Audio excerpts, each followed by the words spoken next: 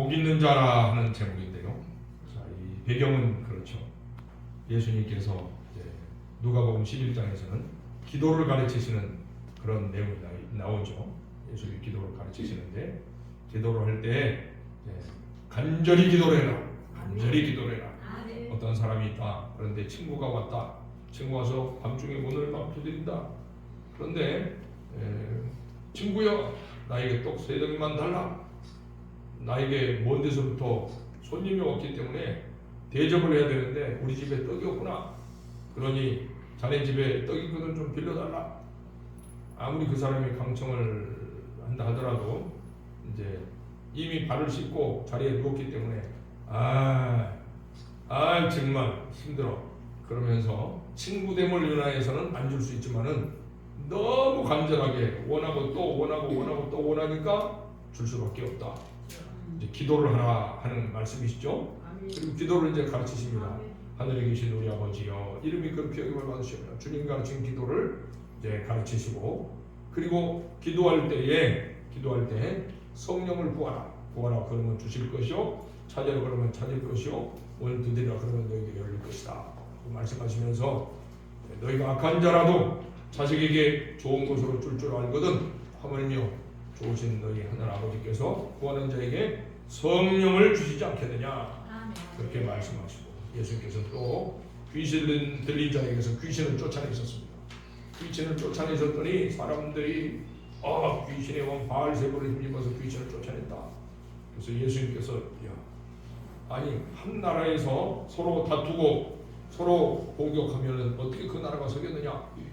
어떻게 사탄이 사탄을 쫓아낼 수 있겠느냐? 그래, 내가 만약에 귀신을 힘입어서 귀신을 쫓아낸다면은 너희 자식들은 누구를 힘입어서 귀신을 쫓아내느냐? 이렇게 말씀을 하시는데, 그 예수님이 하시는 말씀이 은혜롭고 예수님 하시는 그 놀라운 능력, 귀신을 쫓아내시는 그 능력이 너무 놀랍고 신비하기 때문에 한 여자가 이것을 보고 있다가 와 놀랍습니다. 아마 박수를 쳤을 거예요. 박수를 치면서 당신을 뵌 태와 당신을 먹인 젖이 복이 있나이다. 그러니까 당신을 낳은 어머니는 복이 있다 이 말이죠. 당신의 어머니 마리아는 복이 있다. 천주교에 가보니까 기도를 그렇게 하더라고요. 여인 중에 복되신 마리아여, 우리를 위하여 빌어주소서 이렇게 그렇게 기도를 하더라고요. 물론 예수님을 잉태하는 것을, 처녀의 몸으로 잉태하는 것을 받아들이고 순종했기 때문에 복이 있는 것이죠. 예수님을 낳기 때문에 복이 있기 전에 예수님을 잉태하라고 하시는 하나님의 말씀에 순종했기 때문에 복이 있는 거죠. 순종했기 때문에. 예수님께서 그 여인의 말을 들으시고 이렇게 대답하십니다. 자, 28절에 오히려 하나님의 말씀을 듣고 지키는 자가 복이 있다. 하나님의 말씀을 듣고, 귀로 듣고 지키는 자가 복이 있다. 하나님의 말씀을 듣고 지키는 자는 복이 있습니다. 이 말씀은 만고불변의 진리입니다. 창세기부터 요한계시록까지 계속 이 말씀이 관통하고 있습니다. 오늘 우리가 성경을 읽을 텐데 하나님의 말씀을 듣고 순종할 수 있는 그런 은혜가 우리에게 있으시기를 축복합니다. 하나님께서 처음에 사람에게 하신 말씀이 무엇이었습니까? 처음에 하신 말씀은 복 주시는 말씀이죠. 처음에 하신 말씀은 여호와 하나님이 그 사람에게 복을 주시며 가라사대 생육하고 번성하고 땅에 충만하고 땅을 정복하고 다스리라. 바다의 고기와 공중의 새와 육축과 온 땅과 땅의 모든 것을 다스리라. 이렇게 하나님께서 복을 주셨습니다. 그리고 그 복을 계속 영원히 누리도록 하시기 위해서 하나님께서 한 가지 계명을 주십니다. 그 한 가지 계명이 창세기 2장 16, 17절에 동산 각종 나무의 열매는 네가 임의로 먹되 선악을 알게 하는 나무의 열매는 먹지 말아라. 네가 먹는 날에는 반드시 죽으리라. 이 말씀하셨습니다. 그러니까 여기서 복이 뭔가, 하나님이 주신 복은 생육하고 번성하고 땅에 충만하고 땅을 정복하고 다스린다는 것은 그 중심에 생명이 있다는 거죠. 생명이 있는 것은 자라죠. 생명이 있는 것은 번성하죠. 생명이 있는 것은. 그런데 이 생명이 있는 이 번식이 하나님과 교통이 되어야 진짜 생명이 되는 겁니다. 하나님 없이 육신이 사는 것은 그 사람은 살았으나 죽은 자다. 하나님 없이 육체만 가지고 밥 먹고 잠자고 결혼하고 직장생활하고 뭐 국회의원 되고 장관이 되고 대통령이 되고 한들 그 사람의 생명은 하나님과 연결되어 있지 않으면 그 자체가 죽은 것입니다. 하나님이 그 속에 계셔요. 그 속에 계셔야만 생명이 있다라고 말씀할 수가 있는데 하나님께서는 사람에게 복을 주실 때에 생명 안에서 풍성한 복을 주려라. 그래서 요한복음 10장 10절에도 도둑이 오는 것은 도둑질하고 죽이고 멸망시키는 것뿐이거니와 내가 오는 것은 양으로 생명을 얻게 하고 더 풍성히 얻게 하려 함이라. 아멘. 말씀하십니다. 예수님 오신 분은 생명을 주러 오셨고 도둑은 그것을 빼앗아가려고 하는 그런 목표를 가지고 달려들었죠. 그런데 그만 사탄이 와서 하와를 유혹을 해서 그 하나님과 사람과 사이에 그 교통이 있는 그 교통의 관계를 끊어버리게 만들었습니다. 범죄하고 하와가 사탄의 말을 듣고 그 나무의 열매를 먼저 먹음직도 하고 보암직도 하고 지혜롭게 할 만큼 탐스럽게 한 나무인지라 여자가 그 나무의 열매를 따먹고 자기와 함께한 남편에도 주매 이에 그도 먹은지라 이에 그들의 눈이 밝아져서 자기들의 몸이 벗은 줄 알고 무화과 나무에 잎을 엮고 치마를 하였더라. 날이 서늘할 즈음에 동산에 거니시는 여호와의 음성을 듣고 그들이 숲을 나무 사이에 숨은지라 여호와 하나님이 아담을 부르시며 그에게 이르시되 네가 어디 있느냐. 하나님 인간은 하나님의 말씀에 불순종해서 하나님께서 주신 그 생명의 복을 그만 상실하고 말았는데 하나님께서는 자기 백성에게 끝까지 생명의 복을 주시기 위해서 찾아오신 것입니다. 그 성경의 역사는 하나님을 떠난 인간을 하나님께서 찾아오시고 그들에게 생명을 주시고 그 생명이 풍성하게 하시는 그런 역사로 그렇게 나타나게 되죠. 그리고 이제 하나님이 찾아오셨으나 결국 사람들은 끝내 하나님의 품 안에 있지 못하고 범죄했습니다.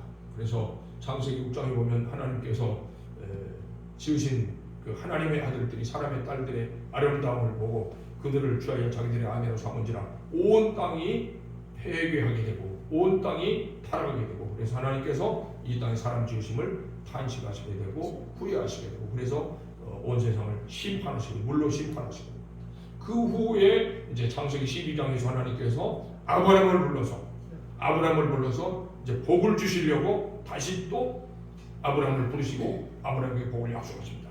자, 너는 아브라함아, 너는 네 본토 친척 아비 집을 떠나서 내가 지시하는 곳으로 가라. 내가 너로 큰 민족을 이루게 할 것이다. 내가 너를 창대하게 할 것이다. 너를 축복하는 자에게는 내가 복을 주고 너를 저주하는 자에게는 내가 저주를 내리리라. 주님께서 그렇게 말씀을 하십니다. 그리고 아브라함은 그 하나님의 말씀을 믿고 그 하나님의 말씀을 믿고 복을 받은 믿음의 조상이 되는 것이죠. 근데 처음부터 아브라함이 그런 것은 아니지. 처음부터 일단 75세 하나님의 말씀을 듣고 본토 친척 아비집을 떠났습니다.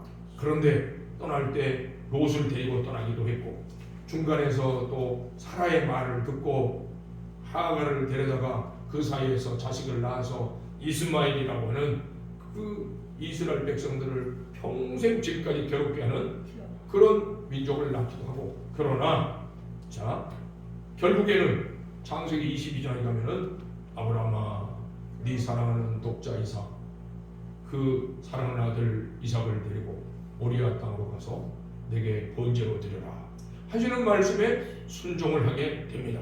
자 여기서 아브라함을 보면서 우리들은 참 다행스럽다 가능성을 생각합니다. 출발점을 보면은 아브라함이 건강으로도 자신할 만한 사람이 못 되고 경제적으로도 내세울 것이 없는 사람이고 가문으로도 내세울 것이 없는 사람입니다.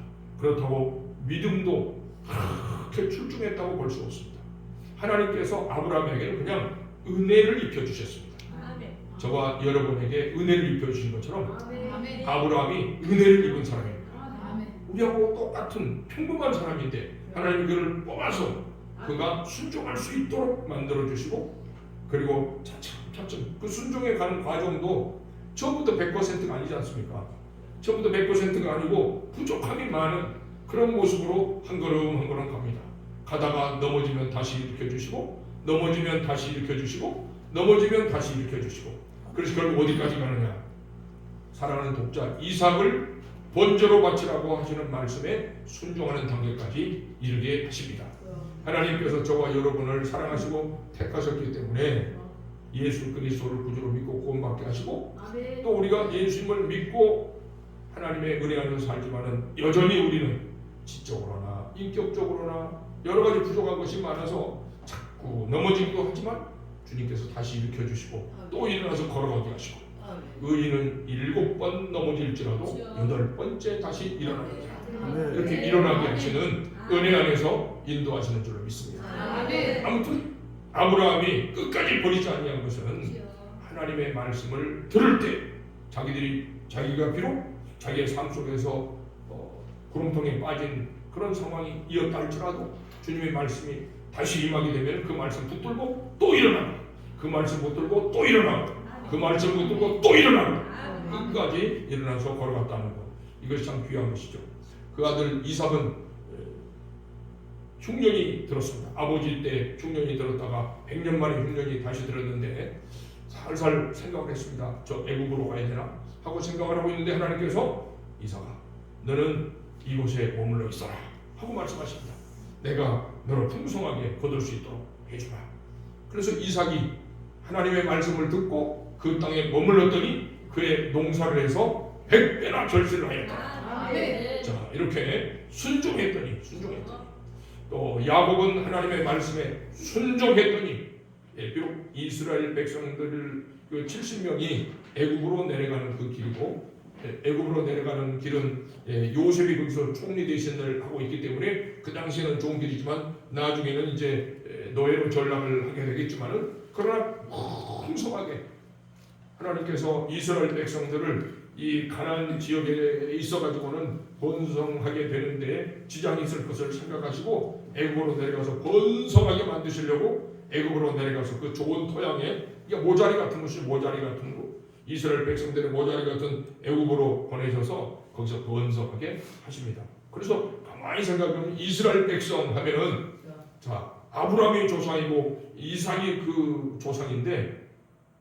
아브라함의 손자이고 이삭의 아들인 야곱의 이름을 이스라엘이라 하시고 그 민족을 이스라엘 민족이라고 하십니다. 아브라함한테는 아들을 8명을 주셔서 그 중에 이삭만 이제 믿음의 계보로 이어가게 되죠. 이삭은 에서와 야곱을 주셨는데 이삭만 믿음의 계보를 이어가게 하시죠. 그런데 이삭은 야곱과 에서를 주는데 야곱만 계보를 이어가게 하셨는데, 야곱에게는 12아들을 주셔서 12아들 전부가 이스라엘 민족의 계보를 이루게 하십니다. 그래서 야곱은 가장 큰 복을 받은 사람이다. 그야말로 이스라엘 민족 하면 야곱의 후손들이죠. 야곱의 후손들. 그렇게 복을 주시면서 이제 또 그들을 애굽에서 인도에 내시고 모세를 통해서 이제 계명을 주시게 되죠. 613개의 계명을 주시는데 먼저 10계명으로 요약을 해서 그 10계명의 요약이 예수님께서 말씀하신 대로 마음을 다하고 성품을 다하고 목숨을 다하고 힘을 다하여 주 너의 하나님을 사랑하라. 사랑하는 것은 명사가 아니고 동사라는 것을 우리가 잘 알고 있죠. 동사다. 사랑은 동사입니다. 그래서 하나님을 사랑한다. 사랑하라. 또 네 이웃을 네 자신같이 사랑하라. 사랑하라. 이 말씀을 잘 순종하면 복을 받는데, 분명히 주님께서 이 말씀을 순종하면 너희들이 그렇게 이 세상에서 갖고 싶은 복을 다 받아들일 수 있을 것이다. 그러나 그보다 더 근본적인 것은 이 말씀에 순종하면 하나님과 늘 교통이 된다는 거죠. 모든 복의 출발은 하나님과의 교통에 있는 것이 아니겠습니까? 하나님께서는 그 비밀을 가르쳐 주셨으나 이스라엘 사람들이 그 하나님의 의도를 깨닫지 못하고 그 율법이라는 그 카테고리 안에서 형식적으로만 율법을 지키는 겁니다. 그러니까 마음으로는 하나님을 사랑하지도 않고 경외하지도 않으면서 형식적으로 틀만 만들어서 그러니까 이 율법이 힘들고 짐이 되는 거죠. 무슨 일을 하든지 사랑하는 마음으로 한다. 예를 들면은 교회에서 설교를 하는데 목사들이 우선 뭐 제가 목사니까 목사로서 종종 보면은 설교라든지 목회가 힘들어 뭐 이런 분들을 종종 만날 때가 있습니다. 그런데 저는 무능하지만 미련하고 우둔하고 무능한 것은 틀림없지만 누구보다도 참 부족한 미만이고 오늘도 와서 몇 번이나 후회했는지 모릅니다. 뭘 후회했냐면은 이 강용중 목사님은 세계적인 복음협회를 이끌고 가시는 분이시지. 또 우리 이명현 목사님은 성경을 몇 번을 통째로 암송하시는 어른이시지. 까마득한 어른이시고 선배이시고 또 우리 요한성교단 대표 우리 김동민 목사님 그러시지. 뭐 이런 그 외에도 목사님들 많이 계시고 내가 설교 안 한다고 그러겠어. 그런 생각이 많이 났습니다. 부족한 것이 어떻게 이 기라성 같은 어르신들 앞에서 어떻게 내가 입을 열어서 설교를 할까 그런 생각을 했거든요. 안 한다고 그러면 뺄 것을. 저를 자꾸 이제 김동민 목사님께서 이 개강 예배 때마다 설교하라고 지적해요. 이제 어르신 목사님들은 조금 늦게 오실 거니까 네가 젊은 네가 와가지고 조금 좀 부지런해라 이런 뜻으로 생각을 하고 섰는데 보니까 일찍 오셨어. 그래서 내가 공문이를 뺄 걸 잘못했다. 후회를 얼마나 했는지 모릅니다. 솔직하고 후회를 했습니다. 그런데 그럼에도 불구하고 항상 하나님의 말씀을 전할 때는 너무 행복합니다. 아멘. 너무 행복해요. 아멘. 그러니까 너무 감사해요. 교회에서도 그래요.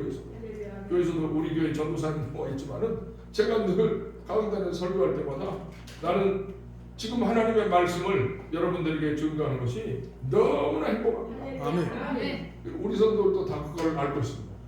하나님의 말씀을 전하는 것이 너무나 행복하고 또 말씀을 준비하는 시간도 행복하고 힘들어요. 아주 겁나게 힘듭니다. 겁나게 힘들어요. 밥 먹을 때도 생각해야 되고 걸을 길을 걸어갈 때도 생각해야 되고 무슨 일을 할 때도 계속 생각을 해야 됩니다. 주일이 딱 끝나고 나면 주일 그날 저녁부터 이제 다음 주일 설교에 대한 생각을 계속 해나갑니다. 그리고 그것을 원고를 또 써야 됩니다. 원고를 안 쓰면 우리 전사님이 주보를 안 만듭니다. 그러니까 원고를 꼭 써서 줘야만 됩니다. 그래서 아주 힘든 것이 이게 보통 일이 아닙니다. 힘들지만은 행복하다. 힘들지만은 재밌다. 힘들지만은 감사하다. 이제 그런 마음으로 이렇게 감당을 지금까지 해오고 있거든요. 그래서 어떻게 해서 이것이 그 기쁨이고 즐거움이고 감사할까? 하나님께서 내게 베푸신 은혜를 생각하니까 이제 거기에서 그 하나님께 감사하는 마음으로 이렇게 할 수 있는 것 같아요. 처음에 주님을 만났을 때 이 세상에서 제일 악하고 제일 부족하고 못나고 제일 짜잘하고 미련하고 세상에 제일 정말 누구와 비교할 수 없는 나보다 더 못하는 사람은 없다. 그런 생각으로 주님을 만나게 됐거든요. 주님을 그 만나는 장소에서 주님이 그렇게 말씀하셨어요. 이 수많은 사람들이 있는데 너보다 못한 사람이 있겠느냐? 저한테 질문을 막 해주시는데 주여 그렇습니다. 저는 여기 있는 모든 사람보다 부족한 사람입니다. 하고 거기서 꼬꾸라지고 주님 만나고 그날부터 제가 그 마음이 바뀌지 않습니다. 나는 세상에서 가장 부족하고 못난 사람이고 미련하고 우둔하고 연약하고 부족하고 이런 말할 수 없다. 실력도 아무것도 없는 그런 사람이다. 다만 하나님의 은혜가 너무 감사해서 나는 이 일을 포기할 수 없다. 그래서 구역예배 자리에 가면은 나도 구역예배 인도하고 싶다. 누가 예배 드릴 때 대표기도하면 나도 대표기도하고 싶다. 누가 또 목사님들이 설교하시면 나도 설교하고 싶다. 그랬더니 하나님께서 예수이든지 1년 만에 막 남성구역장부터 세워주시고 남성구역장이 되니까 그 구역장 가방을 들고 상계동에서 살았는데 상계동 달동네를 밤 12시까지 신방으로 지가 목사인 줄 알았어요. 그래서 그렇게 막 열심을 했는데요. 한 번도 피곤한 적이 없습니다. 한 번도 내가 피곤하다 뭐 이래서 이제 그만했으면 좋겠다 이런 생각을 해본 적이 없습니다. 그러니까 주님이 주신 말씀은 아멘. 네 마음을 다하고 아멘. 성품을 다하고 힘을 다하고 아멘. 목숨을 다하고 주님의 아멘. 하나님을 사랑하라. 하나님이 원하시는 것은 사랑을 원하시더라고요. 주님이 우리를 사랑하셨기 때문에 주님이 우리를 사랑하셨기 때문에 우리가 아직 죄인 되었을 때 그리스도께서 우리를 위하여 목숨을 버리심으로 우리가 아직 죄인 되었을 때 그리스도께서 우리를 위하여 목숨을 버리심으로 하나님께서 우리에 대한 자기의 사랑을 확증하셨느니라. 그래서 십자가와 부활로 확증된 그 사랑을 이제 우리가 입었지 않습니까? 그리고 주님이 원하시는 것은 다른 게 아니에요. 물질을 원하시는 것도 아니고 우리가 뭘 굉장히 똑똑한 사람이 되고 출세하고 이런 걸 원하시는 것이 아니라 내가 주님을 사랑하는 것, 내가 너희를 사랑한 것 같이 너도 나를 사랑해라. 예수님이 제자들에게 주신 말씀도 그러다니까 요한복음 13장 34절 35절에서 새 계명을 너희에게 주노니 서로 사랑하라. 내가 너희를 사랑한 것 같이 너희도 서로 사랑하라. 자, 그러니까 주님을 그렇게 뜨겁게 사랑할 뿐 아니라 내가 너를 사랑한 것 같이 너도 나를 사랑해라. 그리고 내가 너희들을 사랑한 것 같이 너희들도 서로 사랑해라. 네 자신, 네 이웃을 네 자신과 같이 사랑해라. 자, 이제 이 말씀을 순종하라고 하시던데 이스라엘 사람들은 하나님의 말씀을 알아듣지 못하고 그냥 율법의 틀에 얽매여서 안식일을 지켜라. 그러면은 안식일에 바늘꽃 2땀 이상을 뜨면은 안식일 범하는 거야. 곡식단을 어깨에다가 메고 2발자국 이상 걸으면은 안식일 범하는 거야. 이렇게 말을 했다지 않습니까? 그리고는 정말로 부모님을 공경하라 하시는 말씀은 하나님 다음으로 부모를 공경하라는 말씀인데 자, 내가 돈이 좀 부족해서 하나님께 드리고 이제 부모님께 드릴 것이 없다. 고르반이라는 제도를 만들어서 부모님을 공경하지 않는 피할 길들을 만들기도 하고, 그러니까 사랑이 없는 거죠. 형식과 틀은 있는데 그 속에 알맹이가 없는 모습. 그래서 이스라엘은 결국 망했고 주전 586년에 완전히 바벨론에서 멸망했고, 이제 바벨론에서 멸망했더니 그 후에는 또 페르시아가 지배를 하고 그 후에는 또 헬라가 지배를 하고 그 후에는 또 로마가 지배를 하고 빼앗긴 땅에 예수님이 오셨습니다. 빼앗긴 땅에 예수님이 오셔서 드디어 말씀이 육신이 되어 우리 가운데 거하심에 우리가 그 영광을 보니 아버지의 독생자의 영광이요 은혜와 진리가 충만하더라. 예수님의 그 모습으로 하나님을 어떻게 경외하는지, 하나님을 또 사랑하는 사람이 어떻게 이웃을 사랑하는지를 몸소 보이셨습니다. 요도 굴이 있고 공중에서도 깃들 곳이 있는데 우리 주님께서는 몸둘 곳이 머리둘 곳이 없는 그런 모습으로 사시면서 병든 자를 고치셨어요. 그리고 죽은 자도 살려내셨습니다. 그러나 이스라엘은 예수님을 십자가에 못 박으셨습니다.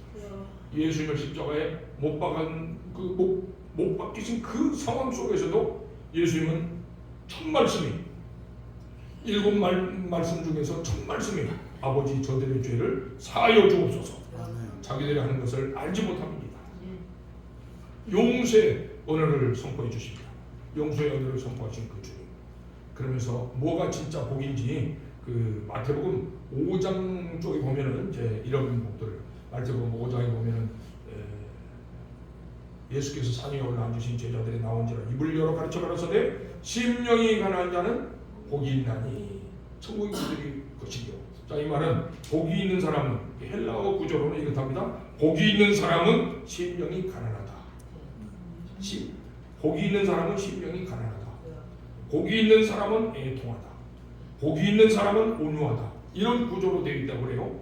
그러니까 너가 정말 복이 있는 사람이라면은 항상 가난한 심령은 하나님을 원하고 더욱 원하는 것이 가난한 심령이지 돈 더 달라고 하는 것이 가난한 심령이 아니지 않겠습니까? 가난한 심령, 애통하는 하나님 앞에 나가서 애통하는 심령, 복이 있는 그 사람이다. 온유한 심령, 사람들을 향해서 온유한 심령, 부드럽고 따뜻한 심령, 의에 줄이고 복 많은 심령, 또 화평하게 하는 심령, 또 의를 위해서 핍박을 받는 심령, 그런 심령으로 하나님을 원하고 더 원하는 것이 이것이 복이다.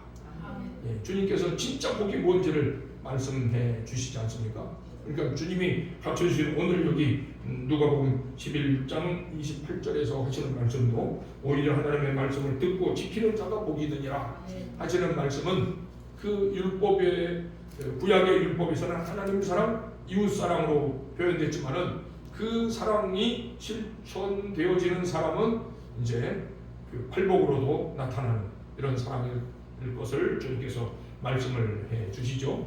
요한계시록까지도 이 하나님의 말씀을 듣고 지키는 자가 복이 있다. 요한계시록 1장 3절에 이 예언의 말씀을 읽는 자와 듣는 자와 그 가운데 기록한 것을 지키는 자가 복이 있나니 때가 가까우니라. 주님 재림하실 때가 가까운데 그때 너에게서 이런 모습을 주님이 찾으신다 하는 것이죠. 여섯 번째 복도 그랬죠. 여섯 번째 복도 요한계시록 22장 7절의 말씀에 이 예언의 말씀을 지키는 자가 복이 있다. 또 한 번 이렇게 말씀을 하시죠. 그런데 우리는 하나님의 말씀 앞에 서면 항상 부끄럽고 부족한 것이 많아서 주여 제가 온전히 순종을 못했습니다. 주님 제가 부족한 것이 많습니다. 주님 저는 참 충청도 말로 심판 없는 사람입니다. 이렇게 고백할 수밖에 없는데 주님께서 물꼬를 하나 탁 터주십니다. 우리가 그 피할 길을 하나 탁 열어놓으시고 주님께서 양팔을 벌리고 안아주시려고 기다리고 계시는데 그것이 이제 요한계시록의 마지막 복이죠. 요한계시록 22장 14절에 자기 두루마기를 빠는 자들은 복이 있나니 그들이 생명나무에 나가며 성에 들어갈 권세를 얻으리 하미로다. 생명나무는 예수 그리스도 아닙니까? 예수 그리스도께 나가서 자기 두루마기를 빤다는 것은 자기의 지난 생각과 마음과 말과 행동으로 지은 허물과 죄들, 그 허물과 죄들을 주님 앞에서 고백하는 것, 이것이 이제 두루마기를 빠는 것 아니겠습니까? 그렇게 하나님 앞에 나가서 회개하면 생명나무에 나가서 그 회개를 통해서 우리가 예수의 품 안에 가서 안기게 되고 그리고 성에 들어갈 권세를 얻는다. 그 예수 그리스도로 말미암아 천국에 들어가는 은혜를 입게 된다는 이 귀한 진리의 말씀 아니겠습니까? 그래서 주님께서 하시는 말씀은 마리아가 나를 낳고 또 내게 젖을 먹였다고 해서 복이 있는 것이 아니라 진짜 복은 하나님께서 주신 말씀에 순종했다는 그것이 복이다. 그 말씀이죠. 말씀을 믿고 순종하는 자.